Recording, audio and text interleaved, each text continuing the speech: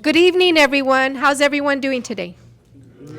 My name is Dr. Aguilar. I'm your campus president. And tonight, we're going to go over financial literacy. So the school is going to offer 4 sessions a year of financial literacy. And you all have the benefit of seeing it live. We'll have our other students view this through Canvas. And there will be some assignments. Isn't that fun? So today we have MDJ, and she is from FirstLight Credit Union. We welcome you. Thank you. Thank you. So once again, my name is a very long name, Maria De Jesus Ortiz-Frausto. For short, I go by MDJ. So you guys can call me MDJ. I am with FirstLight Federal Credit Union.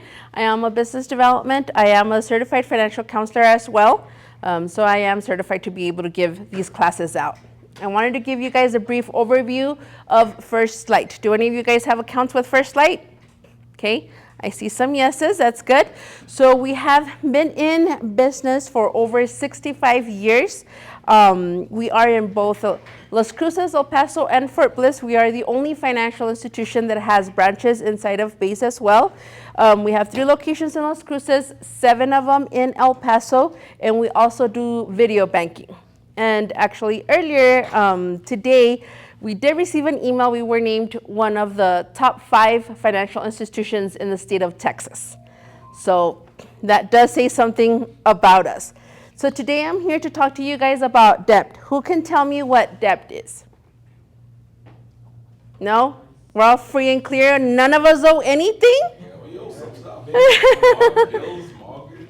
Bills, mortgage, what else? Car loans. Car loans? Student loans. Student loans, there you go. So this is the actual definition. You know, it's something, usually money owed by one party to another. It's used by many individuals and companies to make large purchases that they could not afford under other circumstances. Unless a debt is forgiven by the lender, it must be paid back, typically with added interest. Has anybody ever loaned you money and told you you don't owe them anything additional? You could take as long as you want to pay it back? No. Not really, right? Because even when we ask our parents, they're like, remember you owe me $20. And then even if you paid them back already, they're like, you still owe me $20. They'll keep on reminding you of it. So right now I gave you guys, it's a debt repayment plan. This one, you guys are going to do it on your own. Right now we're going to talk a couple of things when it comes to credit trouble. And then we're going to talk about some payment methods on it. So this one's going to be technically your homework. You don't have to turn it back in, but this is going to be for your personal use. So now, 10 signs of credit trouble.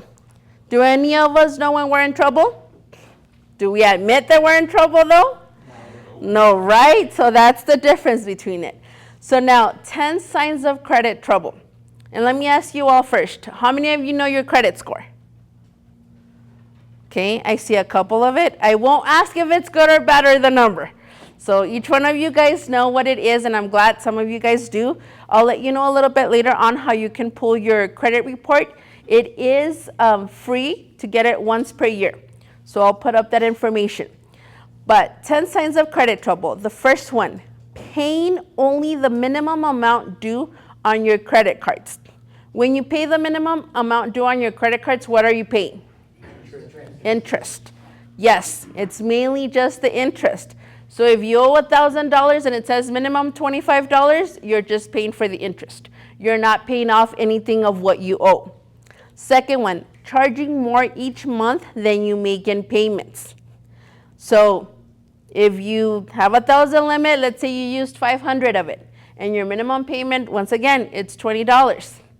You pay the 20, but then this month comes again, you go to the movies, go out on a date, take the wife, the girlfriend, you know, your significant other, boom, another 150, but you only paid 25. So you have to be careful with that. The third one, using credit and cash advances for items that used to be purchased with cash, like gas and groceries. So there might be times, you know, if you're working on your credit or we're trying to get your score to be higher, that we might recommend that, you know, you get like a secured credit card and use it to make those type of purchases. But of course, At the end of the month when you get the bill, you need to pay it all back. So there is times that we do recommend that, but for this instant, if you're using it, without the recommendation of somebody else, if you're using it to pay for gas, groceries, anything like that, then we need to see what's going on because there might be an issue. Number 4, having a total credit balance that rarely decreases. So once again, if your limit is $1,000 and then you're like, oh, I have the insurance with the credit card and it's $200, I'm gonna pay $220. So then the next month it gets charged again. And then the next month you do the same thing. So you just keep on charging it. You're really not paying anything off of the credit card. You're paying your insurance, but isn't it better to pay your insurance on the side than be getting charged interest for it? So think about things like that anytime you make a purchase with your credit card. Number 5, being at or near your credit limit and applying for new cards. Once again, let's say you owe $1,000. You go and apply for another card, and you get it for $3,000. You're close to the limit on that one, and then you get a third card. Do you think that a financial institution is going to keep on giving you cards? Some of them could. However, what is the interest rate going to be on it? So, exactly, it's going to be a lot higher than if, you keep it to minimal credit cards. So be careful with that as well. Not just because someone tells you, congratulations, you're approved, doesn't mean it's the best option for you. Next one, needing a consolidation loan to pay existing debt. This one is another one that sometimes we might advise, because maybe you have a personal loan, the credit card, and you might have a loan at another institution, and you just want to make one payment per month, that we might advise for you to get a consolidation loan. However, if you're getting this loan, go back again, you owe $1,000, you go and get this loan to pay off that one, and then you get another loan, and then you get a third loan to keep on paying the other ones off, then that's not recommended. Don't be taking out loans to be paying the other loans because you just keep yourself getting into debt and you're not paying anything down. Now, if you don't know the total amount that you owe, that is a sign of credit trouble as well. On that one that I gave you guys, on the worksheet, it has creditor and it has amount owed. So I want you guys to fill that out. If you know it off the top of your head, you can fill it out. Great if you do. If you don't know it, you need to make sure you check. It's very important to know how much you owe. It's very important to know the interest that they're charging you for it, what your minimum payment is as well, and the due date, okay? Now, experiencing feelings of anxiety and stress whenever you use your credit cards. So if you're at a point that you're like, oh, should I use it, should I not? Maybe you shouldn't be using it, right? Because maybe you can't afford to be giving the payments, or you're already at your limit. Sometimes, I don't know if you guys have watched any of like some movies in which they use different cards to pay for one transaction. That's not the right thing to do.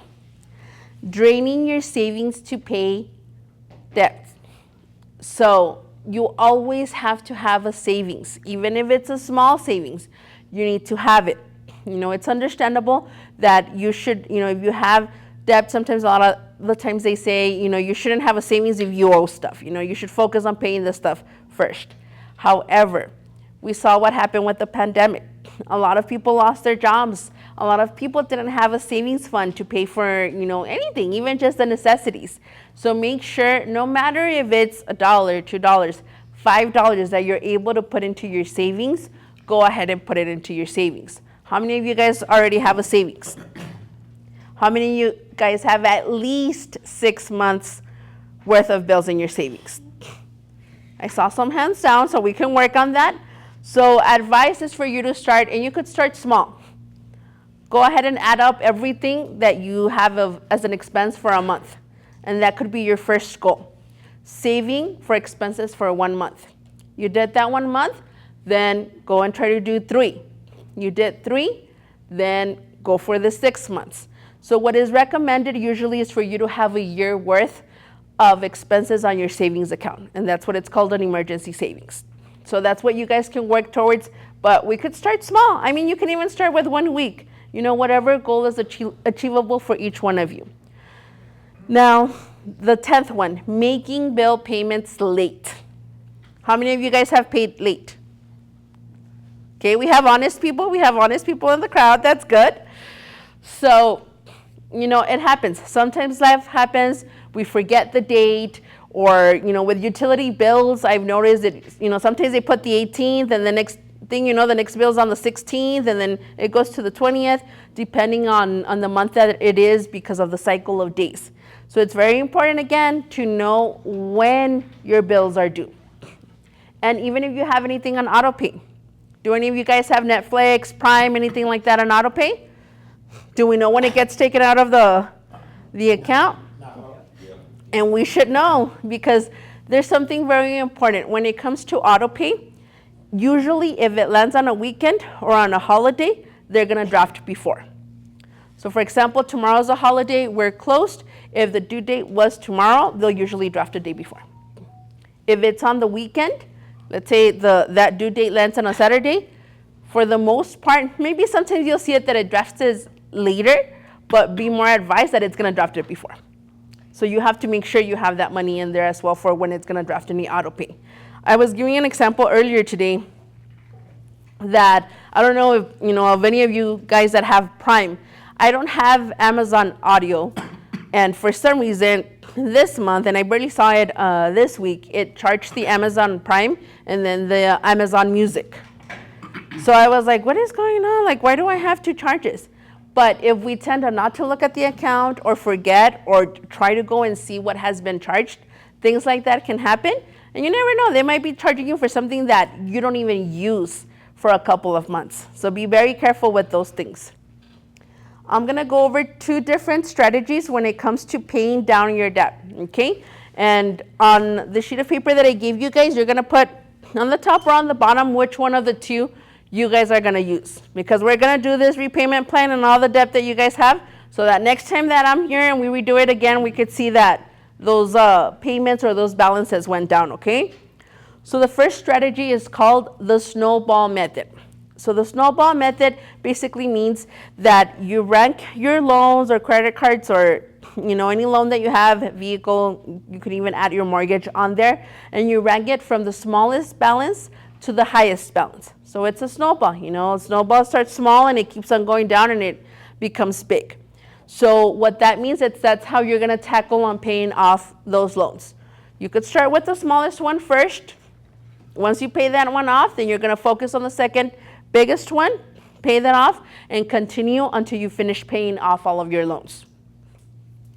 Now on this one, it's more for people that kind of like to feel that rewarding sensation of finishing something sooner.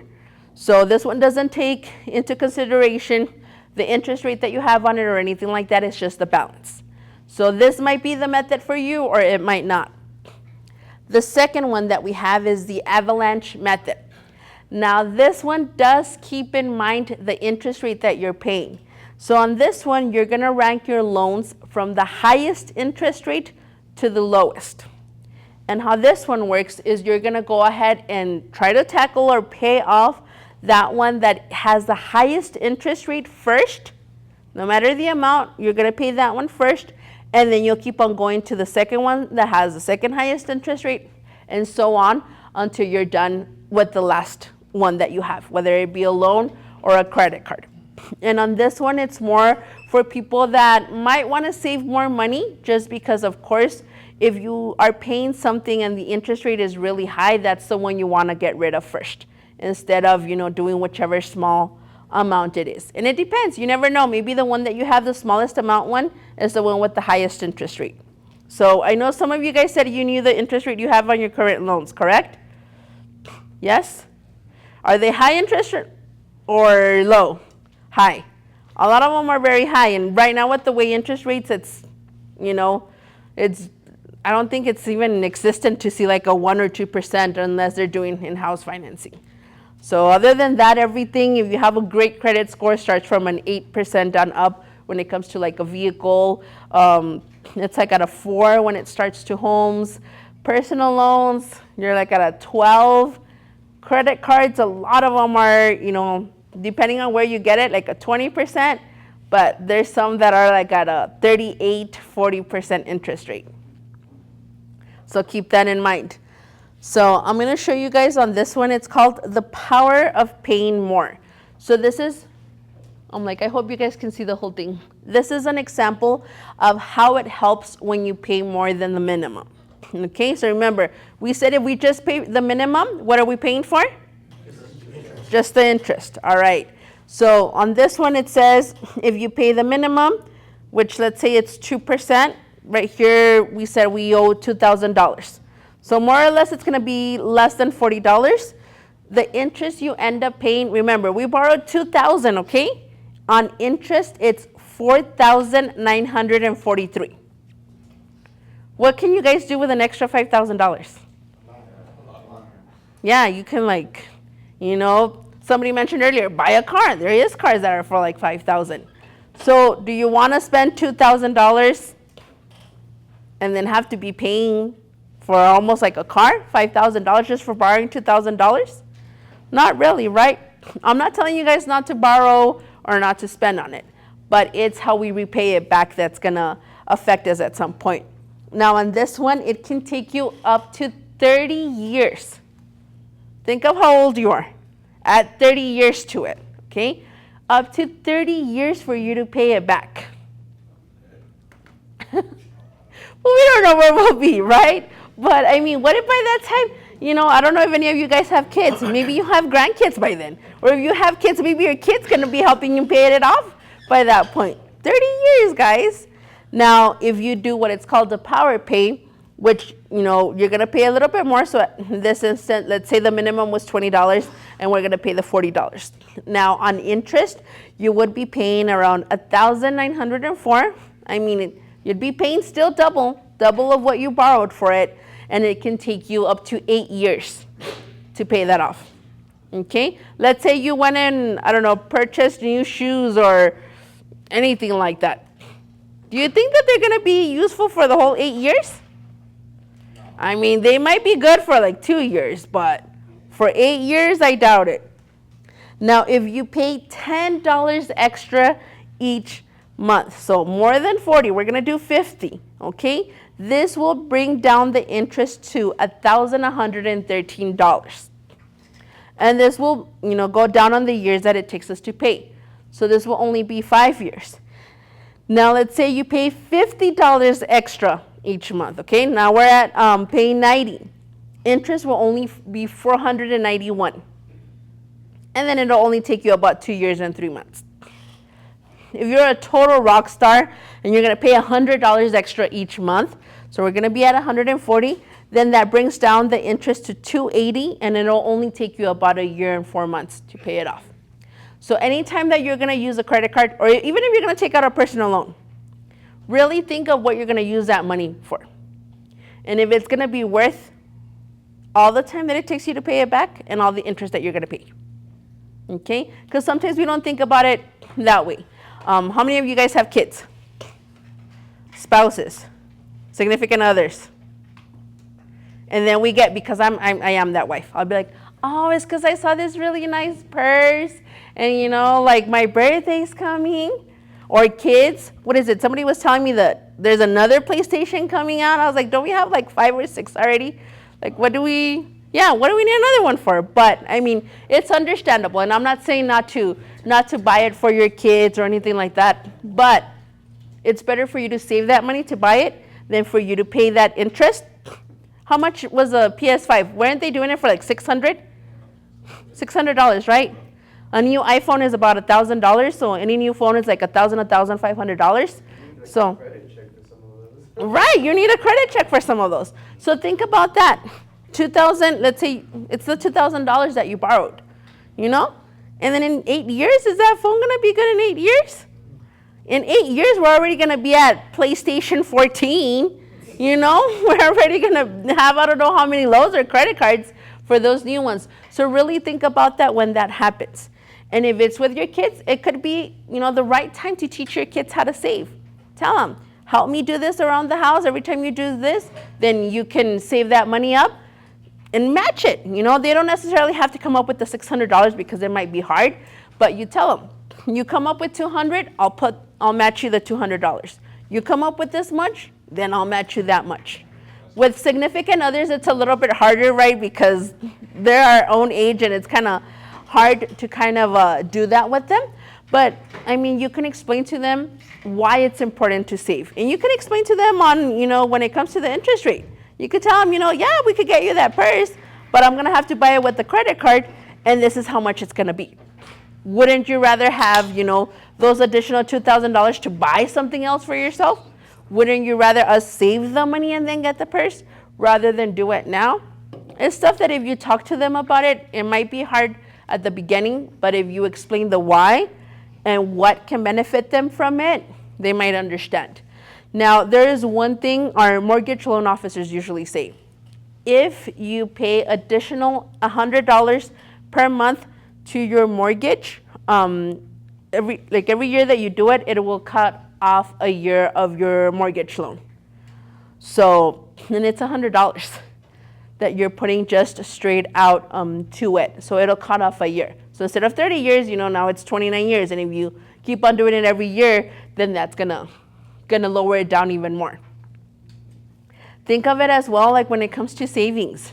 I know most of you probably work during the day, have to drive over here to be in class. Maybe you get something on the way for lunch or things like that.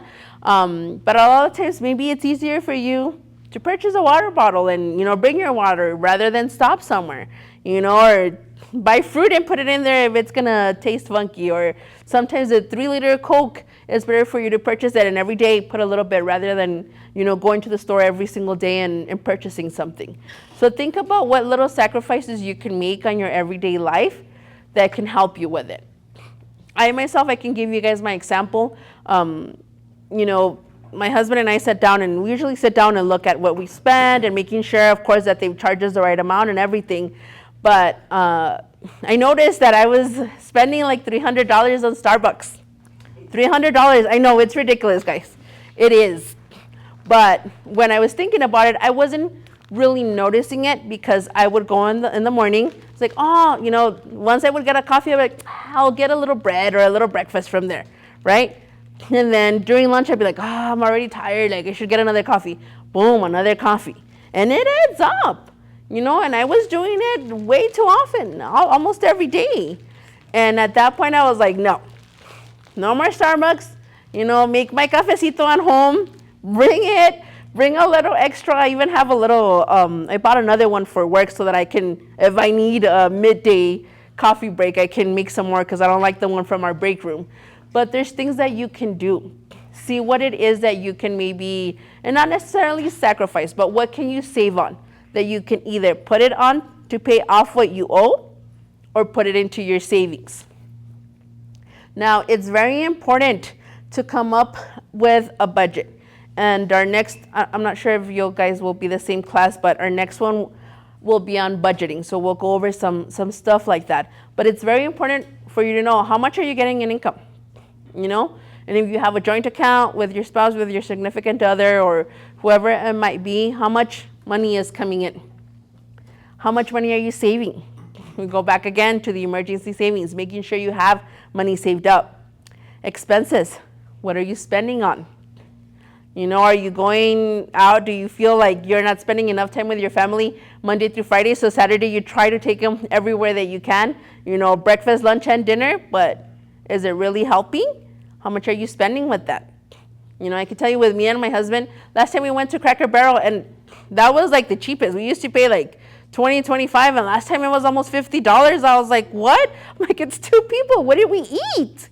Now, if you guys have kids, that's additional to it. So think about that. Debt, how much you owe. It's really important as well to talk to our partners about what they owe. Because sometimes they might not tell us what they owe, And sometimes you want to go get a home and be both of you on there and you didn't realize that maybe they owe more than what they told you and that they need to work on their credit.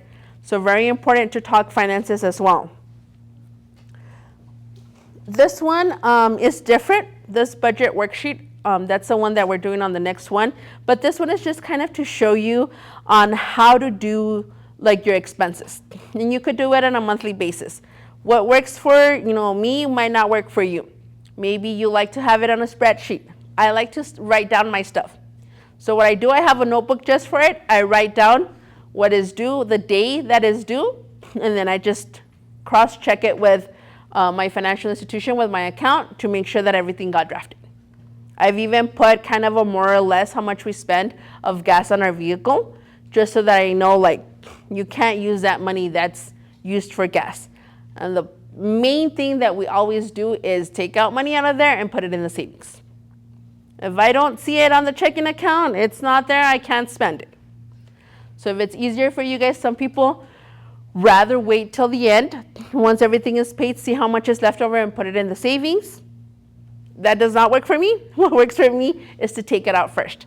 But like I said, it depends on you. What might work for me might not work for you. And make sure to put any of those additional expenses. There's a lot of stuff that we don't think about. Like I said, that it gets automatically drafted out of your account. So make sure you write any of those out. Maybe some of those you don't use them anymore. Maybe you need to cancel them. I was talking in the morning about how there's a lot of different things that have discounts for students, or they have discounts for, like how many of you guys have T-Mobile? So are any of you guys using Netflix through T-Mobile? Because there's a discount if you get Netflix through T-Mobile. So those of you that aren't, make sure to look into it. I know Spectrum does student discounts. Are you guys students? Yes, right? When you go and buy stuff on Apple, I'm not sure if Samsung has it, but I know Apple has student discounts. I think it's Costco that offers like a student membership as well. If you have a Costco, like those are things that you guys can call them and just ask. It might be a little time consuming. However, the benefits will be more than what it costs you to do that call. Now, ways to overcome debt stress. Talk about it. Maybe your significant other doesn't want to hear about it. However, you can go into your financial institution and talk to someone about it. With us at FirstLight, most of our employees are now certified financial counselors, so you can sit down with them. And you don't have to be a member to sit down and go over it with them, and say, you know what, I have no idea what's going on. I don't know where my money is going. I just end up with no money, by the end of the month. They can sit down with you, work with you on a budget, work with you on, what's going where, what maybe we can help you out with, what the best thing for you to do will be. There's also on here a link. It's debtorsanonymous.org.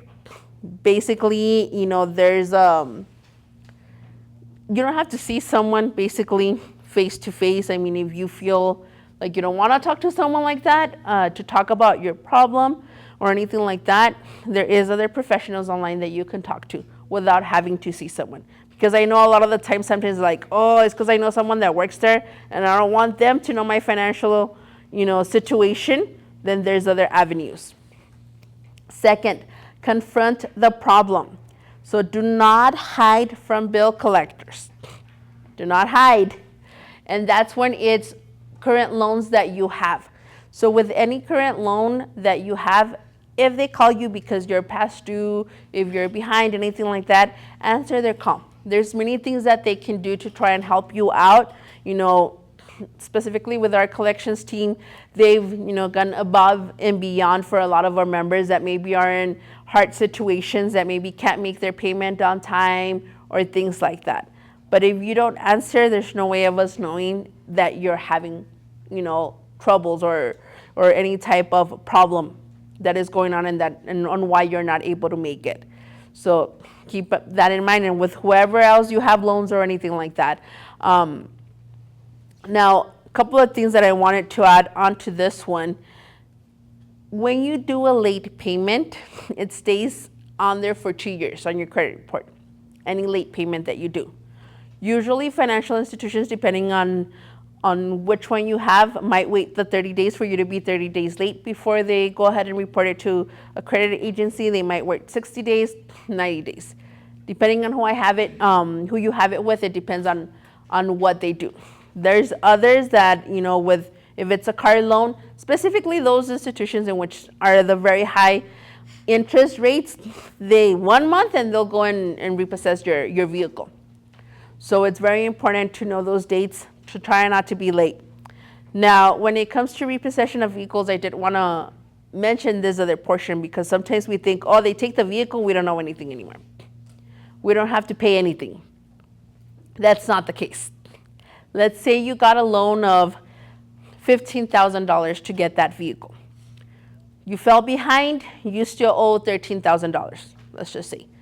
Now, you don't pay it, and you're like, they'll just take the vehicle and I don't know anything.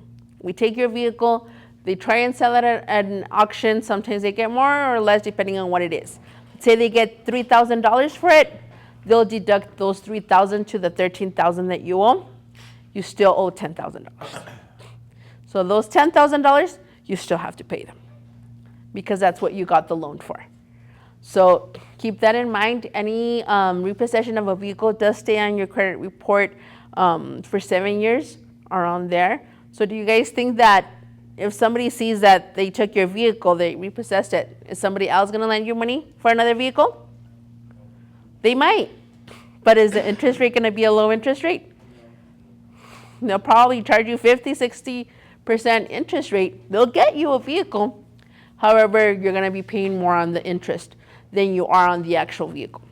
So be very careful with things like that. If you're already in a situation like that, I mean, you can talk to that financial institution and maybe pay it off in payments just to show that you are making payments towards that debt that you have. The other thing that I wanted to add on to that specific one, when you talk to a lot of the times with the collections agencies or things like that, when it's already often to a collection agency, if you do end up talking to them or things like that, and they give you a percentage, they tell you, oh, only pay, don't worry, just pay 40%. You have to be very careful with that because they'll just report that you paid that 40% off, but sometimes on your credit report, it'll still show that you have a balance with them, like you owe something. So you have to be very careful with what they offer you, because a lot of the times it doesn't mean that they're going to take it off of the credit report. They'll leave it there showing a balance. It won't say that it's in collections anymore, but it'll be showing a balance on there. So be very careful with that. If they do offer that, if you've done it before, make sure that it's removed from your credit report. The third one on this one is prioritize your spending. Once again, what are you spending on? Is it things that you should or shouldn't have? If you have Netflix right now, is somebody else, is your significant other using it or the kids? Is it just you? Do you have time to even watch Netflix? Is it worth it to have it? Same thing with Amazon Prime. If you're not making more than one purchase per month, is it really worth it to have it and be paying that additional? Sometimes it takes the same time if you pay for Amazon Prime than if you have it on regular Amazon. So think about things like that. My mom, my aunt, and I have the same first name and last name. Our middle name is different. However, when I turned 19, that I went and I was trying to get a vehicle loan, they were like, oh, you have all of this. And I was like, what do you mean? I just started. I haven't gotten anything. So both of their stuff was reporting onto my credit report. So I had to dispute that because there was a lot of stuff that wasn't mine. That was on there. So I did get that cleared up. But it doesn't just happen when you have the same name. Sometimes if an institution puts a number wrong and that ends up to being your social or things like that, those are things that you need to prioritize and make sure that you're checking that everything is valid and correct. That sometimes that's how you'll notice if somebody else is using your social, because it'll have under employment. Usually it'll list who your employer is. So make sure that everything that it says on there is true. If not, you could submit a dispute as well. Okay? And do you guys have any questions? Yes. So I see that you talked about debt and everything, but you didn't talk about bankruptcy or anything like that. So I know it's the easiest way out, but I understand that some people just come into bankruptcy and stuff like that. But So I didn't touch base on that one because that one's part of our third one. okay. So I think everyone gets to watch the video, right? So you guys will watch on that third one when it talks. So I don't handle the bankruptcies or anything like that. It's a specific department, and we do like to bring them to talk about the differences between each one of the chapters of bankruptcy, what you can do, how it affects, and then what it means on trying to get on other loans. But what I can do, because it's going to be a while before we get to the third one, I could get you the information if you want to talk to someone about it. No, I'm sorry, it's just. Did I see somebody else raise their hand? If you have a secured credit card, Mhm. at what point do you get off of it or stop using it? So usually when it comes to a secured credit card, within 6 months, it should already have helped your credit score.